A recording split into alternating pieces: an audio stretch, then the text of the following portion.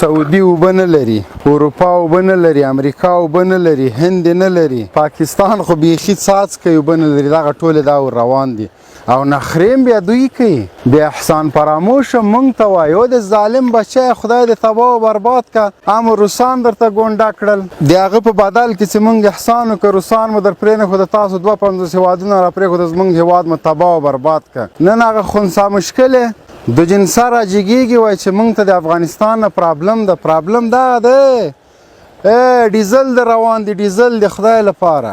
دا اوبه وګوره، هغه خنثی مشکل راجګېږي، خپل ملک غرق او تباه ده، په کرپشن کې په د IMF په قرضو کې تر دغه جې پورې غرق ده.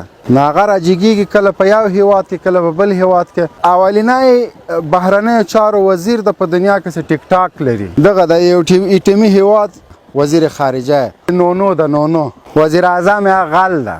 هغه په امریکا په برطانیه کې محکمې نیولې د چرګې په غلا کې کوړکه چرګه یې پټه کړې وه.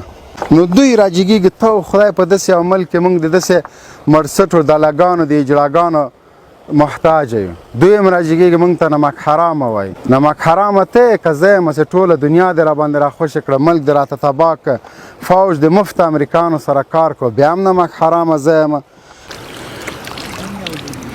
اوبه نه دي، اوبه نه دي، آب زمزم ده، اوبه نه دي، دا ډیزل دی، ډیزل. ګوره زه هغه بل ډیزل نه یادوم. موږ خوشبختي دا ده موږ چې په کراره پرېږدي نه، خو دغسې ډیزل هغه روان ده سمندر.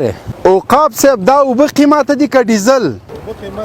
دا تور پنجاب ته ځي، هغوی سپین غنم کري بیا موږ ته نمک حرامه وایي.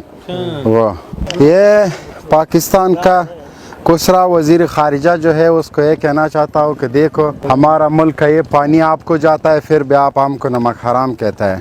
یہ پانی نہیں ہے، ڈیزل ہے. آپ کے ملک کو فری جاتا ہے، آپ نے زراعت اس کا استعمال، اس لیے آپ نہیں چاہتا ہے کہ ہمارے ملک ترقی کرے اور اپنے پانی کو اپنے خود استعمال کرے.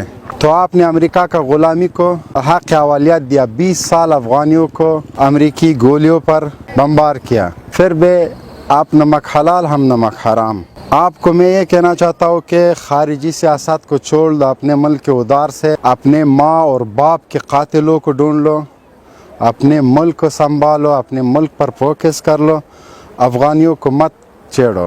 اگر پھر ہم نے ہاتھ اٹھا دیا تو پھر مشکل ہو جائے گا.